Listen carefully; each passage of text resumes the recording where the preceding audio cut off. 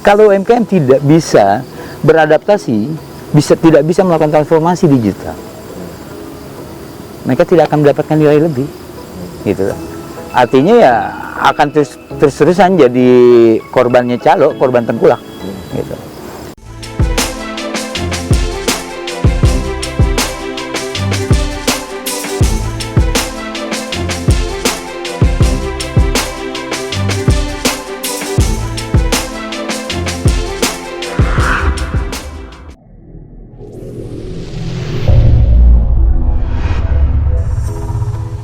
Assalamualaikum warahmatullahi wabarakatuh Sobat Explore. Jumpa lagi dengan channel Explore Media dengan program UMKM. Bersama kita hari ini Kang Irwan Sanuzar. Assalamualaikum. Assalamualaikum warahmatullahi wabarakatuh. Sampurasun, Rampes. Ya. Tema hari ini adalah adaptasi UMKM terhadap transformasi digital. Baik Kang Irwan punten ya. Ya, mak. Ya, jadi gini Kang, kita kan melihat ada sebuah fenomena belakangan ini di mana transformasi digital itu mulai marak menggejala di masyarakat. Nah, kira-kira terkait dengan UMKM ini, Kang Irwan bagaimana UMKM ini bisa beradaptasi dengan transformasi digital sebagai sebuah produk? Iya. Kalau kita bicara transformasi digital, ini sebuah keniscayaan. Sama seperti ketika orang bicara ketika dulu James Watt menemukan lampu. Listrik. Mungkin dia, listrik gitu ya. Thomas Alva Edison menemukan lampu. Mungkin di eranya orang berpikir bahwa itu sihir, gitu kan?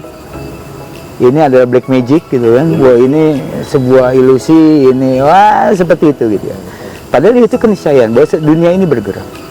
Ketika orang menemukan radio, orang berpikir bahwa ini kotak ajaib, isinya hantu, isinya di dalamnya ada orang-orang kecil, orang-orang mini yang berbicara gitu kan, yang kemudian suaranya bisa kita dengar, orang-orang kecil yang bernyanyi yang suaranya kemudian kita dengar.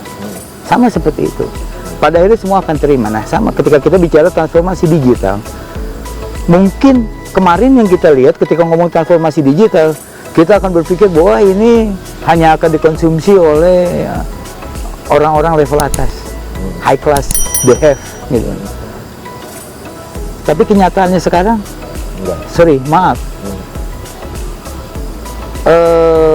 even tukang gorengan, terlepas dari apapun brandnya ya, handphonenya, mereka sudah menggunakan WhatsApp. 4G. Sudah 4G, ya minimal mereka sudah bisa teleponan lah. Belum lagi saya sempat pergokin tukang somai main trading. Hah? Iya, why not? Tukang somai main Bitcoin gitu kan? Iya kan? Ini kan bagaimana kemudian mereka beradaptasi, bukan berarti kemudian tukang somai bisa, gitu kan, atau petani punya handphone dan dia bisa media sosial, dia punya TikTok gitu kan. Kemudian di kota punya, enggak juga, belum tentu juga. Banyak juga masyarakat yang di kota yang belum adaptif. Ini kan bagaimana orangnya juga. Nah, bicara transformasi digital pada UMKM, cepat atau lambat, ini pasti terjadi dan harus. Sudah menjadi kebutuhan kan? Iya. Harus dihadapi, dan kalau UMKM kita mau sustain, dia harus beradaptasi dengan perkembangan digital. Katakanlah topeng Bali. Katakan topeng Bali. Kalau kita beli langsung dari pengrajin di kampung gitu, di pedalaman, paling mahal 1 juta. Itu udah mahal ya, paling mahal 1 juta. Tapi kalau kita beli di e-commerce, disebut sebagai Bali tradisional souvenir, iya kan? Atau ya apa katakannya unik, apakah harganya tetap 1 juta? Nah, dia punya nilai lebih. Kenapa? Karena yang beli melihat ini. Kalau tidak, melihat potensi, gitu loh. Karena yang beli tahu ini unik. Kalau dia yang beli ini kan, kalau misalkan kita beli lewat e-commerce, yang beli kan melihatnya bahwa ini barang unik. Dan mungkin nggak orang orang Bali beli topeng Bali? Enggak. Tapi orang di luar Bali. Orang di luar Bali atau orang luar negeri? Ya. Karena melihat itu unik. Iya kan? Melihat itu unik dan mereka mau bayar 5 juta, 4 juta mau ketimbang mereka ke Bali. Iya kan? Tapi harga di pengrajin yang tadi saya bilang paling tinggi sejuta kok. Artinya apa? Kalau UMKM tidak bisa beradaptasi, tidak bisa melakukan transformasi digital, mereka tidak akan mendapatkan nilai lebih, gitu. Artinya ya akan terus-terusan jadi korbannya calo, korban tengkulak. Gitu. Pertanyaannya kemudian kan, UMKM-nya sendiri bagaimana? Kalau ngomong teknologinya saat ini sudah sangat canggih ya, sudah. Perkembangan teknologi itu ya setiap detik pasti ada perkembangan baru, pasti ada inovasi baru. Persoalannya kemudian seberapa UMKM-nya siap? Ini itu. Sebelum masuk ke UMKM-nya siap, kira-kira infrastruktur untuk atau katakanlah ekosistem untuk UMKM transformasi ke digital itu kira-kira sudah memadai atau sudah ada? Kalau kita ngomong infrastruktur, setahu saya saat ini pemerintah melalui Bakti Kominfo itu sudah melakukan pemerataan akses jaringan. Pemerataan akses jaringan itu sampai pada daerah 3T. Itu daerah terluar, daerah terpinggir, ya katakanlah yang bahkan perbatasan seperti daerah-daerah seperti itu sedang diupayakan. Artinya pemerintah juga bukannya tinggal diam dengan kebutuhan ini. Pemerintah melakukan sesuatu, artinya infrastrukturnya sedang diupayakan. Kalau pihak swasta, kalau provider kan melihatnya keuntungan nih, revenue, gue investasi ke sana nanti dapatnya bagaimana, iya kan? Makanya kemudian mereka dituntut untuk berkontribusi melalui Bakti. Jadi Bakti yang membangun di sana, gitu. Bakti yang membangun. Kemudian, nah ini kalau infrastruktur sih sebenarnya ya sudah, walaupun mungkin belum 100% ya, saya lupa angkanya, tapi walaupun belum 100%, tapi paling tidak itu sudah dilakukan.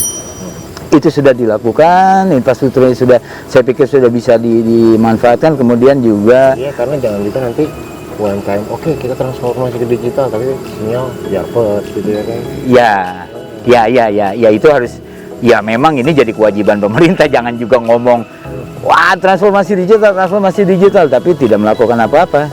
Di samping ya kita anggaplah misalkan seperti kemarin ketika pandemi, wah sekolah online, ya mungkin di Jawa fine, ya kan, tapi bagaimana dengan masyarakat di tempat-tempat lain? Bahkan mungkin juga di Jawa tidak semuanya fine, ada yang sampai harus naik pohon kok untuk dapat isinya, ya kan, kira-kira seperti itu. Tapi iya itu benar, saya nggak menafikan itu, tapi paling tidak pemerintah sendiri sudah melakukan itu, dan ini harus kita akui ya. Walaupun ada kritik gitu ya, tetap kita kritik bahwa kapan transformasi digital didengung-dengungkan terus, tapi infrastrukturnya kenapa nggak dikebut? Oh, artinya selain infrastruktur dikebut, diperlengkap juga kesiapan UMKM. Oh iya. SDM. Iya. Pelatihan bagi UMKM itu juga perlu. Jangan kemudian tadi kita berandai-andai kalau UMKM-nya siap, infrastruktur belum siap gimana? Sekarang infrastruktur siap. Sekarang kalau misalkan pemerintah balikin, infrastruktur siap, UMKM gimana? Ikut pelatihan aja masih nanya kok. Ini dapat bantuan nggak? Dapat dana nggak? Nanti ada bantuan permodalan nggak? Padahal pelatihan itu penting. Ketika melihat ada pelatihan, mereka selalu bertanya, wah ini jangan-jangan nanti kita ikut karena nanti bisa jadi dapat modal. Begitu ternyata nggak dapat permodalan, mereka nyesal. Padahal kan bukan itu. Yang penting itu ilmunya. Ya setahu saya juga sudah mulai banyak pelatihan-pelatihan yang dilakukan. Balik lagi tadi setahu saya oleh Bakti juga dilakukan. Kemudian CSR dari perusahaan juga ya, program-program CSR dari perusahaan juga sudah melakukan itu. Artinya langkah ini bukan hal yang baru, bukan sesuatu yang yang diawang-awang. Ini sudah berjalan, ini sudah dilakukan. Regulasinya juga sudah ada, dan ada eksportir, dia komoditinya itu cuma tempe yang mungkin kita nggak kepikiran gitu loh. Kalau kita ngomong ekspor kan seolah-olah ketika mau ekspor, wah mesti bahan tambang, mesti produk-produk yang canggih gitu. Iya, yang seperti itu. Yang enggak, tempe aja bisa kok diekspor. Dan itu marketnya wow. Untuk orang-orang vegetarian tempe itu kan menarik. Nah pertanyaannya kemudian pemainnya ini pengrajin atau tengkulak? Kalau memang dia tengkulak, ya nggak salah sih. Dia bisnis itu nggak salah. Tapi kan yang kita harapkan, pengrajinnya merasakan dampak langsung. Pengrajinnya yang ekspor langsung dengan memanfaatkan teknologi digital. Kan itu yang kita harapkan. Jadi UMKM ini penting harus beradaptasi. Kalau pertanyaannya infrastruktur saat ini sudah menunjukkan perkembangan yang positif, tren yang positif. Pemerintah sudah melakukan sesuatu. Penguatan SDM programnya juga sudah dilakukan. Tinggal bagaimana UMKM-nya. Merasa perlu nggak? Merasa mau nggak? Gitu loh. Kalau emang mau ya ikut. Karena banyak kok programnya, banyak. Ini banyak banget ya. Bahkan mungkin Gimana sih, Bang, Kang, kalau cari info tentang program-program itu kemana sih? Apa search browsing? Iya, kalau info-infonya sebenarnya pemerintah daerah setahu saya itu punya program. Dan mereka juga melakukan sosialisasi. Oh, kayak program-program UMKM. Iya, program-program melalui dinas perindustrian kah, dinas koperasi kah, itu mereka punya. Yang kemudian nanti bisa dari level daerah bisa naik sampai ke pusat. Itu programnya ada. Artinya gini, kalau saya melihatnya, ini saya secara personal melihat bahwa penggunaan istilah UMKM saat ini aja sepertinya mengecilkan buat saya. Apa bedanya sih sama startup? Startup UMKM bukan? Iya, bahkan dia baru buat. Bahkan banyak startup masih tahapan ide, gitu kan. Nah, yang membedakan startup itu kan lebih banyak beradaptasi dengan teknologi. Apa UMKM tidak mampu? Mampu kok. Kenapa kemudian ketika menggunakan bahasa UMKM kesannya jadi kerdil gitu? Ya karena pengusahanya tidak mencoba untuk meningkatkan kapasitas. Pelaku usahanya tidak mencoba untuk melakukan peningkatan kapasitas. Sekarang terkait dengan ekosistemnya, Kang Irwansyah, seperti e-commerce, marketplace, apakah kalau kita lihat beberapa e-commerce atau marketplace kan memang support ya, tapi sudah kapasitas support ini masih bisa ditingkatkan atau dimodifikasi lebih jauh, apa kita masih di tahapan awal?